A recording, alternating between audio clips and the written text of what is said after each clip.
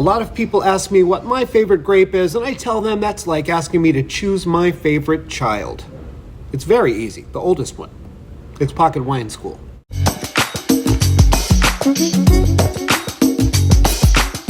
I'm Tommy Trull, sommelier and wine director at Peppervine, and today we're talking about Aglianico, a big, bold, tannic boy that's ageable, food-friendly, and impossibly delicious.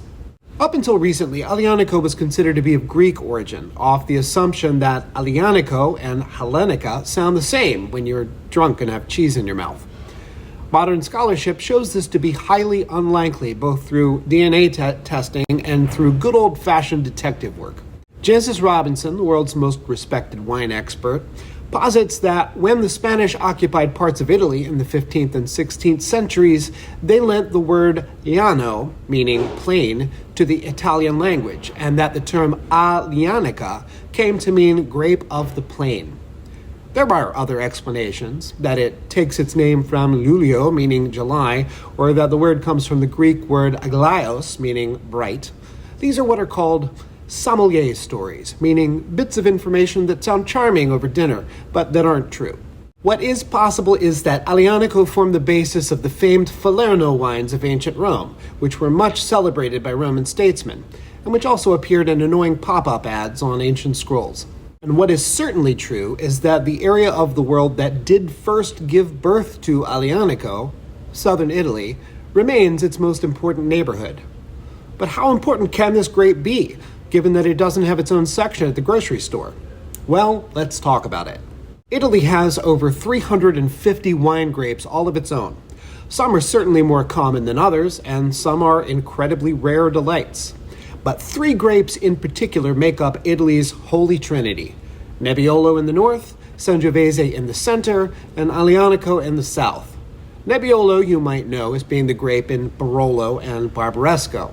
Sangiovese is the grape of Chianti and Brunello di Montalcino, and is usually the only thing remotely Italian about a so-called super Tuscan.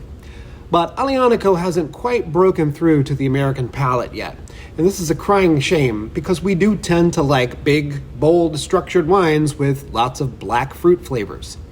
The southern regions of Campania and Basilicata are the primary homes of high-quality Aglianico, although the grape grows all throughout the south.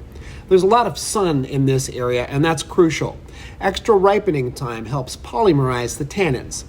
All this means is that the tannins, those grainy things in wine and tea that dry out your mouth, form molecular chains and become subsequently less bitter and less astringent.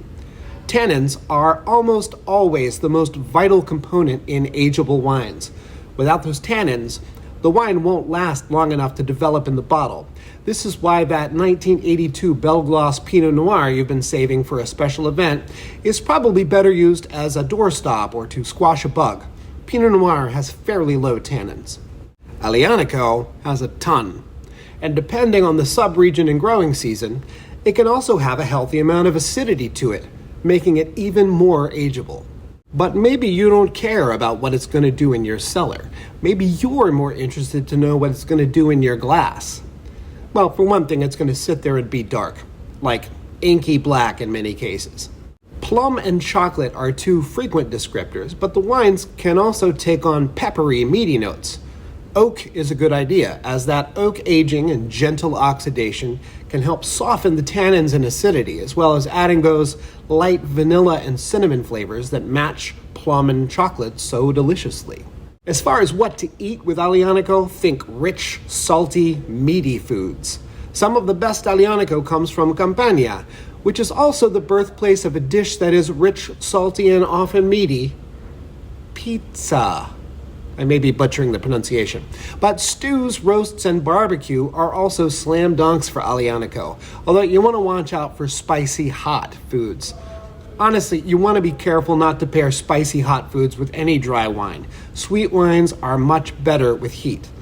Buffalo wings and sauterne? Man, freaking yum. So what brands do I recommend? My recommendation is to stop thinking about brands altogether, or at least until you've gotten better acquainted with the grapes and their regions.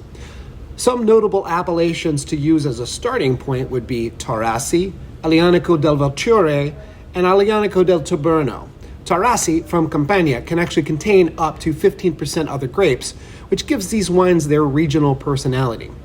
Aglianico del Taberno is also from Campania, but will be 100% Aglianico, as will the wines from Basilicata's Aglianico del Vulture. In all three cases, the grapes are grown on volcanic soil. No, this doesn't make it taste like a volcano. That's not how roots and vines work. But that dark, structured soil absorbs and radiates heat, which further helps to tame aggressive tannins and acids throughout the ripening season. Good quality Aglianico doesn't have to be a budget breaker. For a Taurasi, a Vulture, or a Taberno, you can get a nice one for anywhere between $12 and $40. There are certainly more expensive ones available that can bring something else to the table, but you don't have to shell out that cash. Let your boss do that. He's the one with the company card. That's it for Aglianico. If you liked what you heard, get drunk and click like and subscribe for weekly videos about the world of wines, debunking myths, spreading some science, and celebrating wine's awesomeness. I've been Tommy Troll, and hopefully will continue to be. And as always, rock out with your cork out.